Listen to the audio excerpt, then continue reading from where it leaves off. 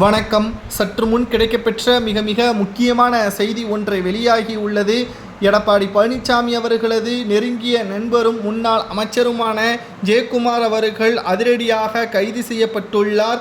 2 நாட்களாகவே தமிழகத்தில் பூகம்பமாக வெடித்திருக்கின்ற சம்பவம், அண்ணா பல்கலைக்கழக வளாகத்தில் மாணவி பாலியல் வன்கொடுமை செய்யப்பட்ட சம்பவம் தமிழகம் முழுவதும் பெரும் அதிர்வலைகளை ஏற்படுத்தியுள்ளது. இந்த விவகாரத்தில் தமிழக அரசை கண்டித்து அதிமுக, பாஜக சார்பில் ஆர்ப்பாட்டங்களும் அறிவிக்கப்பட்டுள்ளன.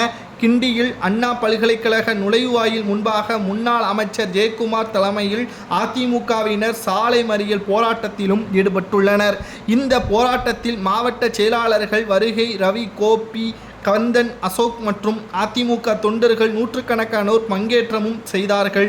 சாலை மறியலில் ஈடுபட்டவர்களிடம் போலீசார் பேச்சுவார்த்தை நடத்தினார்கள். இருப்பினும் அவர்கள் போராட்டத்தை தொடர்ந்ததால் அனைவரையும் கைது செய்த போலீசார் அருகில் உள்ள தனியார் மண்டபத்திற்கு பேருந்தில் அழைத்து சென்றுள்ளனர். பின்னர் அவர்கள் விடுவிக்கப்பட்டிருந்த நிலையிலும் ஜெயக்குமார் மீது வழக்கு பதிவும் செய்யப்பட்டுள்ளது.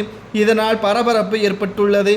தமிழக அரசு குற்றவாளிக்கு உறுதுணையாக இருப்பது தெரியவந்துள்ளதால் இந்த போராட்டம் அதிகரித்திருப்பதால் திராவிட முன்னேற்ற கழகத்தின் ஆட்சியில்தான் நிர்வாகிகள் குற்றங்களை செய்து அதை காவல்துறையினர் கண்துடைப்பாக பார்ப்பது நிச்சயமாக ஏற்றுக்கொள்ள முடியாது.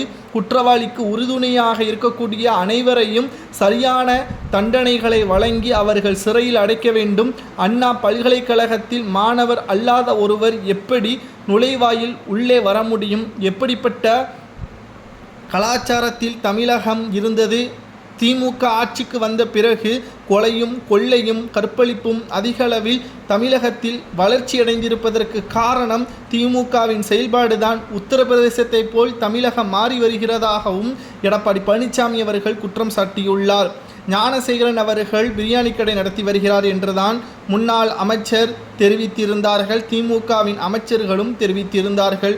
ஆனால் எடப்பாடி பழனிசாமி அவர்கள் ஆதாரத்துடன் கூறியிருக்கிறது என்னவென்றால், ஜெயக்குமார் அவர்கள் சைதாப்பேட்டை திமுக அமைப்பு செயலாளராக இருக்கிறார் என்றும், இவர் துணை முதல்வர் உதயநிதி ஸ்டாலின் முதல் சுற்றுச்சூழல் அமைச்சர் மா சுப்பிரமணியன் அவர்கள் முதல் நெருங்கிய நண்பராகவும் இருந்துள்ளார். சரியாக அண்ணா பல்கலைக்கழகத்தில் தவறு நடந்த இடத்தில் ஏன் சிசிடிவி கேமரா வேலை செய்யவில்லை? இது திட்டமிட்ட சதிதான் என்றும் இதற்கு பின்னால் பலரும் இருக்கிறார்கள் என்றும் குற்றச்சாட்டப்பட்டு இருக்கக்கூடிய நிலையில் ஜெயக்குமார் அவர்கள் போராட்டத்தை தழுவியுள்ளார். இதனால் அவர் கைது செய்யப்பட்டு தற்பொழுது விடுவிக்கப்பட்டாலும் அவர் மீது வழக்கு பதிவு செய்யப்பட்டிருப்பது சரியா தவறா? திமுகவின் ஆட்சி தமிழகத்தில் சரியாகத்தான் செயல்படுகிறதா என்பதை உங்களது கருத்துக்களை கமெண்ட் வாயிலாக கூறுங்கள்.